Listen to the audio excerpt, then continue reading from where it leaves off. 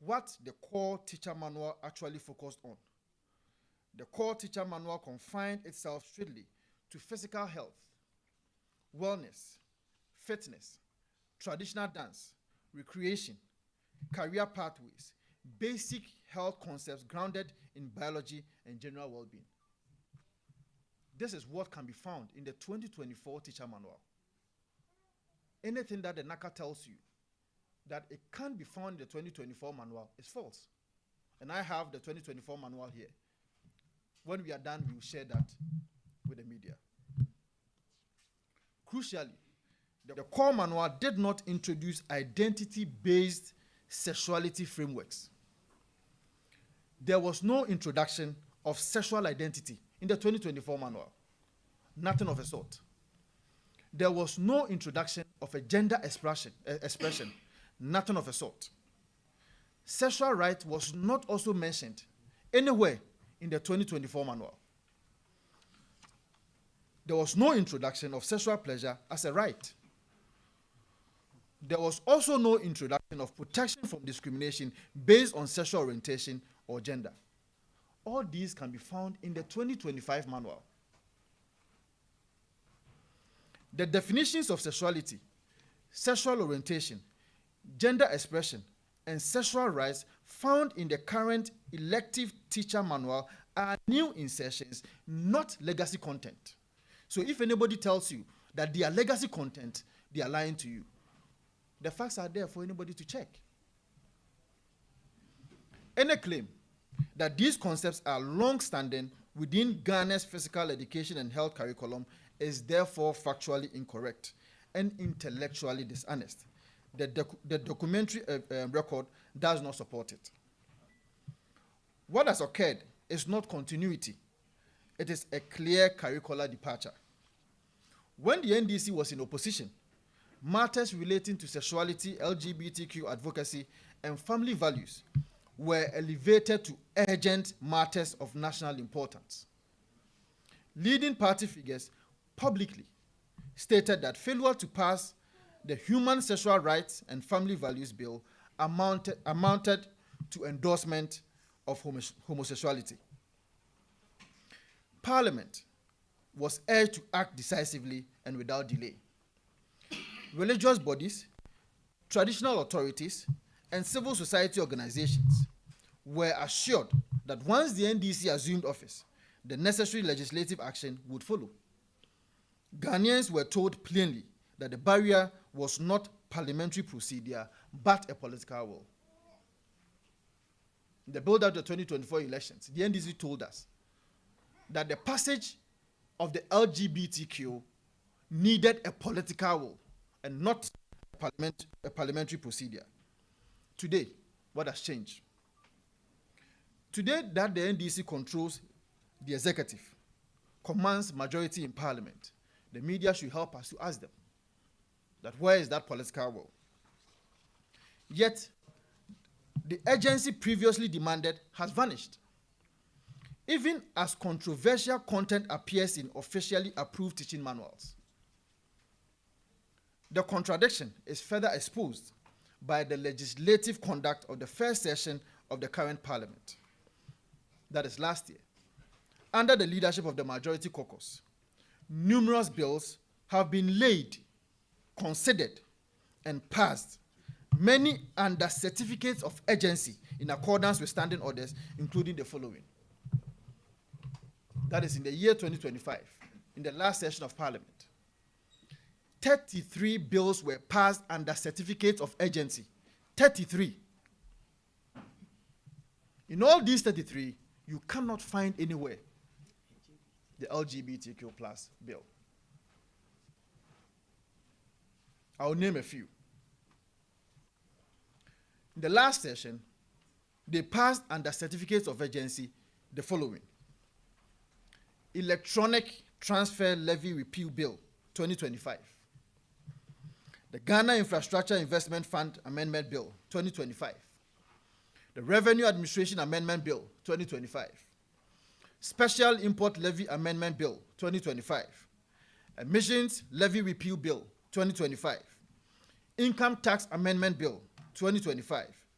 Value Added Tax Amendment Bill 2025, Growth and Sustainability Levy Amendment Bill 2025, Earmarked Funds Capping and Realignment Amendment Bill 2025, Energy Sector Levies Bill 2025, the Ghana Gold Board Bill 2025, Public Financial Management Amendment Bill 2025, the Minerals Income Investment Fund Amendment Bill 2025, Petroleum Revenue Management Bill 2025, and a host of others. 33 of them. And the LGBTQ cannot find expression in any of these. This record demonstrates clearly that when the executive and the majority consider a matter important, parliamentary time, procedure, and urgency are readily applied. Yet, the very issue previously described as a moral emergency and a defining national question has not been accorded similar treatment. This is sheer hypocrisy. In parliamentary terms, urgency is not accidental. It is directed. Urgency is therefore a choice. The big question is, what is the status of the Human Sexual Rights and Family Values Bill as we speak? What is the current status now? Now, for the avoidance of doubt, the previous Human Sexual Rights and Family Values Bill elapsed with the dissolution of the last parliament in accordance with established parliamentary convention. Consequently, the bill was properly reintroduced as a private member's bill and duly placed on the order paper of the current parliament. However, within 24 hours, the bill was removed from the order paper at the instance of the majority leader, the Honorable Ayariga. At his instance, it was removed from the order paper. As you are much aware, before anything is listed on the order paper, especially a private member's bill, it goes through a certain outline procedure in the standing orders.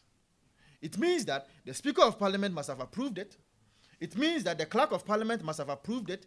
It means that the legislative draftsman must have documented and drafted the processes, or if you like, the line items as to how the bill will have to be introduced to the floor of Parliament. It took one person, the majority leader of Parliament, to remove it from the order paper. The justification that they offered was that they believed the bill had already been passed. You remember when the President of the Republic of Ghana met the Ghana Catholic Bishop Conference? The President said that the bill has not what? Been passed, and it should be brought back to Parliament, for Parliament to now pass the bill, for him to now assent to it. You have the President of the Republic of Ghana telling you one thing, then the majority leader also telling you another thing. And he is the leader of government business. It should tell you how hypocritical they have turned the issues. The status of a bill is a matter of record governed by the standing orders and official parliamentary business statements, not assumption. Whether by negligence or design, the effect has been the same. The deliberate frustration of a bill was previously championed with moral urgency. Ghanaians must also be reminded that comprehensive sexuality education was formally introduced into Ghana's education policy framework between 2012 and 2016. The first time that comprehensive sexuality education was ever introduced into our education system was when President Mahama was President of the Republic of Ghana from 2012 to 2016.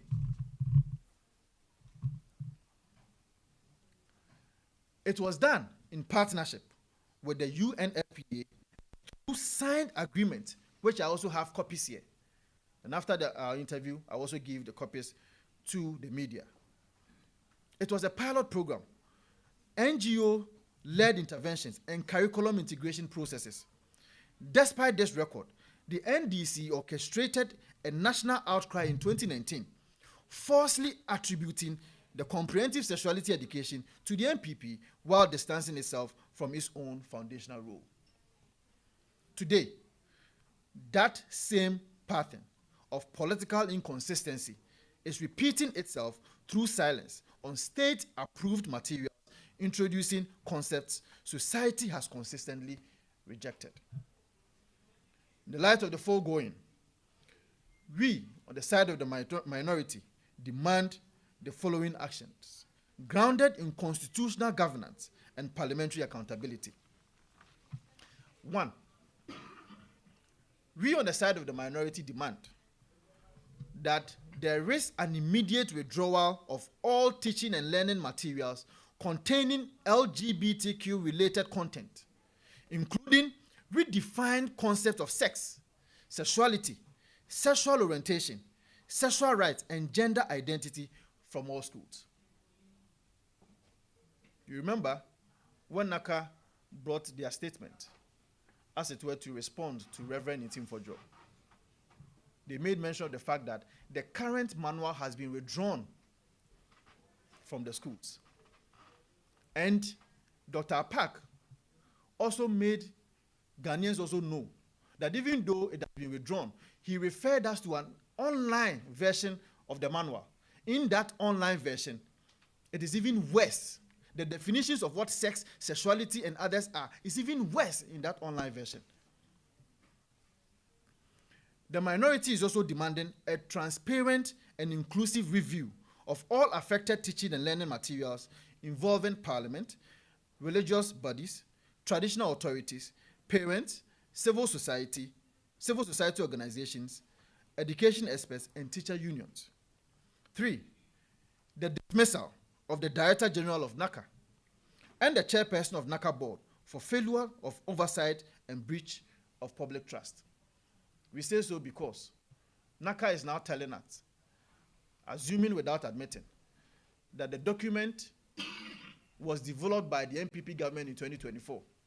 If you don't believe in it, why then do you go ahead to go and even print them in 2025? That is causing financial loss to the state. Because these are teacher manuals that you have printed and distributed across the country.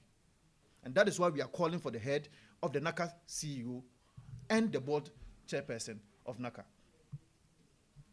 The institution of a full parliamentary inquiry by the appropriate committee of the House into the development, approval, funding, and circulation of these materials, including the role of external partners. Now, there's a call of conscience and civic responsibility. I once again use this opportunity, and on behalf of my colleagues, call on the bishops, that is the Catholic Bishops' Conference of Ghana, the Christian Council of Ghana, the Methodist Conference, the Presbyterian Conference, the Muslim Conference, to examine the teacher manual carefully and determine whether its content is in consonance with the teachings of Christ. And for those who are also Muslims, to also assess whether the content in the teacher manuals are also in consonance with the teachings of Prophet Muhammad sallallahu alaihi wasallam. If it is not in consonance with that, we want to hear from them. We are also calling on the broader Christian community, religious bodies, civil society organizations, parents, traditional leaders, teacher unions, and all well-meaning Ghanaians to let their voices be heard. They cannot be quiet. They cannot practice magnum silencium. We need to hear from them. Parliament responds to pressure. Silence weakens accountability. This is not a partisan matter. It is a question of national values, legislative integrity, and the moral direction of our education system. We further challenge the NDC government to state clearly on the floor of Parliament and to the Ghanaian people whether it still stands by the statements it made in opposition. Which statement at the tail end of my submission, I will read some of them out to you. Whether delay still amounts to endorsement, and whether it will finally align its parliamentary conduct with its public rhetoric. History will not remember slogans. It will remember votes, rulings, and decisions, And silence in moments like this is itself a legislative choice. Thank you. Let me also take you through some of the things that they themselves said before I can do the tree translation. So we have in our hands quite a few of the things that were said by the NDC when they were in government. Number one, this is Joy News publication. That if Parliament passes anti-LGBTQ bill and sends to me as president, I will sign it.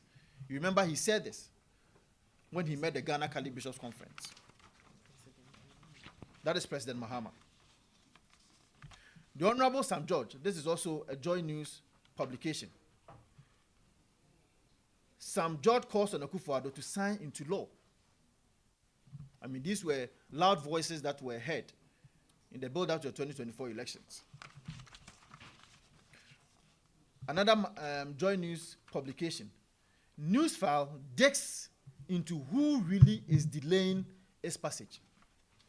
The minority is also challenging Newsfile to do a similar check as to who is delaying the passage of the LGBTQ. They cannot be silent. What is good for the goose is also good for the gander. We are practicing a democracy that should be fair, a democracy that is hinged on justice.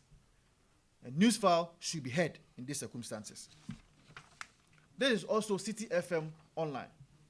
The passage of anti-gay bill won't have economic implications. Sam George. The media is quiet about all these statements that were made. City FM, that is their online publication. Expedite determination of cases against anti-gay bill. Sam George to Chief Justice. Today we want to hear from him. Another one also from him. This is graphiconline.com. Sam George, false Ghana's abstention, calls for swift bill approval. You remember there was an international program where Ghana also went there to go and as it were, abstain from voting with respect to the LGBTQ. And this is Mahama Yariga. The NDC government will not run away from the bill like MPP did. They said that they are not going to run away from how the MPP ran away from the LGBTQ plus bill. 1 year on, we want to know, are they walking away from it or they are running away from it?